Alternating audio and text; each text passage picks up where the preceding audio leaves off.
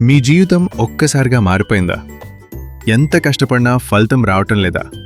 డబ్బు సమస్యలు, ఉద్యోగంలో అడ్డంకులు, మనసుకు శాంతి లేకపోవటం, ఇవన్నీ ఎందుకు జరుగుతున్నాయో మీరెప్పుడైనా ఆలోచించారా?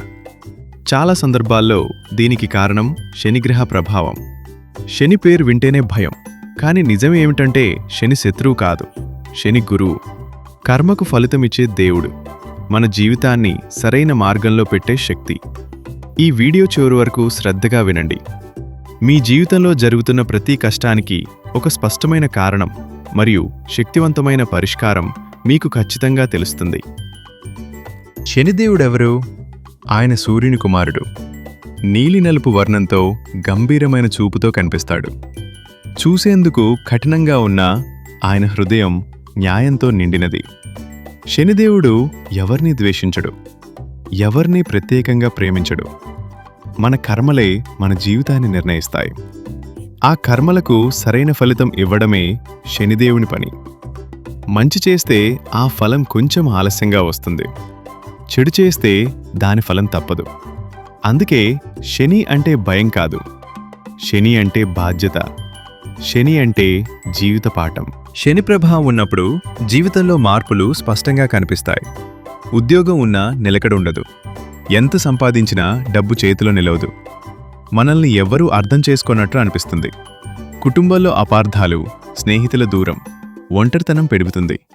శని ప్రభావం ఉన్నవారికి కష్టాలు ఒక్కసారిగా రావు, మెల్లగా మెల్లగా జీవితాన్ని బరువుగా మమారుస్తాయి. కానీ గుర్తుంచుకోండి, ఇవి శిక్షలు కావు.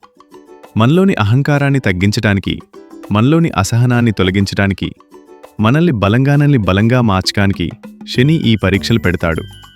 ఈ సమయంలో ఓపిక నేర్చుకున్నవారు జీవితంలో చాలా ఎత్తుకెదుగుతారు. శని పేరు వింటే అందరికీ గుర్తొచ్చేది ఎల్నాటి శని. ఎల్నాటి శని అంటే జీవితం అంతా నాశనం కాదు, ఇది ఒక పరీక్షాకాలం. మన నిజమైన బలమేంటో మనకే చూపించే సమయం. ఈ సమయంలో అహంకారం తగ్గుతుంది, నిజమైన మనుషులెవరో తెలుస్తారు, మన తప్పులు మనకే అర్థమవుతాయి. అర్ధాష్టమ శని, అష్టమ శని, కంఠశని, శనిదశ కూడా మన సహనాన్ని పరీక్షిస్తాయి. ఈ కాలంలో అబద్ధాలు, మోసాలు చేస్తే కష్టాలు పెరుగుతాయి.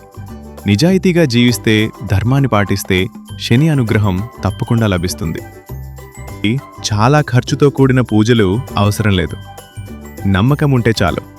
ప్రతి శనివారం నువ్వుల నూనెతో దీపం వెలిగించండి, రావి చెట్టు కింద దీపం పెట్టండి, లేదా శని ఆలయంలో దీపం పెట్టండి. నల్ల నువ్వులు, ఇనుము దేవాలయంలో బ్రాహ్మణుకు దానమివ్వండి. పాత బట్టలు పేదలకు, కుంటిగుడ్డి మూగవారికి దానం చేయండి. పేదవాళ్లకు మాత్రమే అన్నదానం చేయండి. బిజినెస్లో అయినా, ఉద్యోగంలో అయినా మీ కింద పనిచేసేవారిని బాగా చూసుకోండి. కాలభైరవునకు ప్రతి అష్టమి, శనివారం దీపం పెట్టండి. ఆంజనేయ స్వామిని ఆదివారం, శనివారం పూజించండి. శ్రీ వెంకటేశ్వర స్వామికి పిండి దీపం పెట్టి స్వామిని తెల్లవారి 6 గంటల లోపల స్వామిని దర్శించండి. ఎక్కువగా అన్నదానం చేయండి.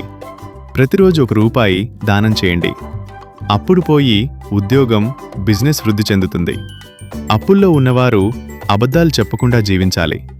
కష్టాల్లో ఉన్నవారికి సాధ్యమైనంత సహాయం చేయాలి. తండ్రి, వృద్ధుల పట్ల గౌరవంగా ఉండాలి. శనిదేవుడు డబ్బు కాదు, మనసు శుద్ధిని చూస్తాడు. ఈ చిన్న మార్పులు మీ జీవితంలో పెద్ద మార్పులు తీసుకొస్తాయి. ఇప్పుడు మనసు పూర్తిగా ప్రశాంతంగా పెట్టండి. ఈ మంత్రాన్ని మీరు వినండి, లేదా మీతో పాటు జపించండి. ఓం శం శనైశ్చరాయ నమః, ఓం శం శనైశ్చరాయ నమః, ఓం శం శనైశ్చరాయ నమః. ఈ మంత్రాన్ని ప్రతి శనివారం 108 సార్లు జపిస్తే శని ప్రభావం మెల్లగా తగ్గుతుంది, మనసుకు శాంతి వస్తుంది, జీవితంలో స్థిరత్వం వస్తుంది. శని శిక్షించడు, మనల్ని శుద్ధి చేస్తాడు. ఈ పరిహారాలు నమ్మకంతో చేస్తే మీ జీవితం తప్పకుండా మారుతుంది. నిన్ను కష్టపెట్టింది శని కాదు, నిన్ను మార్చడానికి వచ్చిన సమయం అదే. నువ్వు పడిన ప్రతి కన్నీటి వెనుక ఒక బలమైన వ్యక్తిని తయారు చేయాలనే శని సంకల్పం ఉంది. శని ఎవర్నీ శిక్షించడు, అతను ఆలస్యం చేస్తాడు, కానీ అన్యాయం మాత్రం చేయడు. నీ ఓపికను పరీక్షించాడు, నీ నిజాయితీని గమనించాడు, నీ మనసు ఎంత బలంగా ఉందో చూశాడు. ఇప్పుడు గుర్తుంచుకో, నువ్వు ధర్మాన్ని వదలకపోతే, నిజాన్ని విడిచిపెట్టకపోతే, అహంకారాన్ని దూరం పెట్టితే శని నీ పక్కన నిలబడతాడు. నీ కష్టాలు శిక్ష కాదు, అవి శుద్ధి. నీ ఆలస్యం నాశనం కాదు, అది నిర్మాణం.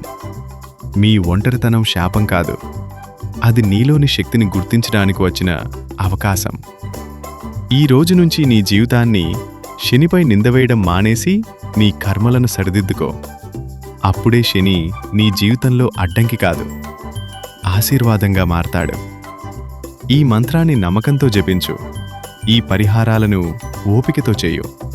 మీ జీవితం మెల్లగా కానీ ఖచ్చితంగా సరైన దిశలోకి తిరుగుతుంది. శని చూస్తున్నాడు, శని వేచున్నాడు మీ మార్పు కోసం. జై శనిదేవ్.